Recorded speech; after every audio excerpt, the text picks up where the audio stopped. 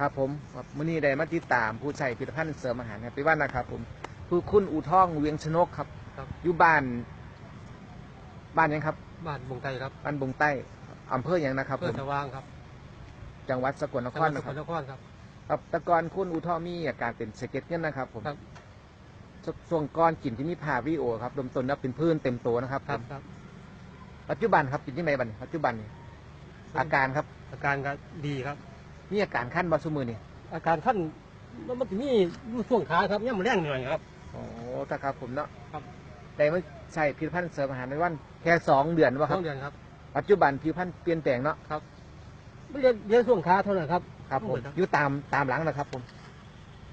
หันหลังผมมึงนะครับหันหลังครับแต่ก่อนที่มีพื้นขึ้นนะครับว่าขาวครับปัจจุบันเป็นแบบนี้นะครับผมผิวพรรณสดใสครับเปลี่ยนแปลงครับมั่นใจว่าครับผมมั่นใจครับเขาทานนั้นอาจารย์ข้ามฟอยครับมั่นใจสำเร็จนะครับผมครับอันนี้กับแฮปปี้วันก็ถือว่ามั่นใจนะครับมั่นใจ100%นะครับถือว่าตั้งแต่แกเริ่มกินมาครับผมครับเป็นเวลาแค่2 เดือนครับผมการรู้สึกว่าอาการที่เปลี่ยนแปลง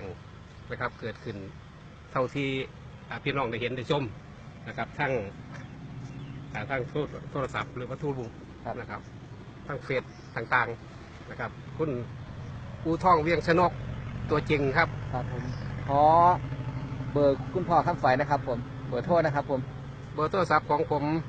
เบอร์ยังครับ093-159-3198อ๋อติดต่อสอบถามเลยนะครับเนาะครับสอบถามมาได้ครับติดต่อสอบถามมาหากับผมได้โดยตรงนะครับขออนุญาตครับคุณอู่ทองครับครับมั่นใจซ้ำไหนนะครับมั่นใจเต็มร้อยวะตอนนี้มั่นใจเต็มร้อยวะตอนนี้ผมก็เดี๋ยวว่า90นะครับ90%ครับอ๋อ90%นะครับก็เหลือแค่ตรงระหว่างขานะครับผมนิดนึงครับผมที่ว่าเต็มร้อยผมเพราะว่าแค่ว่าขานะครับเหลือแค่นิดเดียวนะครับผมเนาะครับผมนี่คือผู้ใช้ผลิตภัณฑ์เสริมอาหารแฮปปี้วันนะครับผมคุณอู่ทองเวียงชนกขอบคุณหลายๆนะครับขอบคุณครับ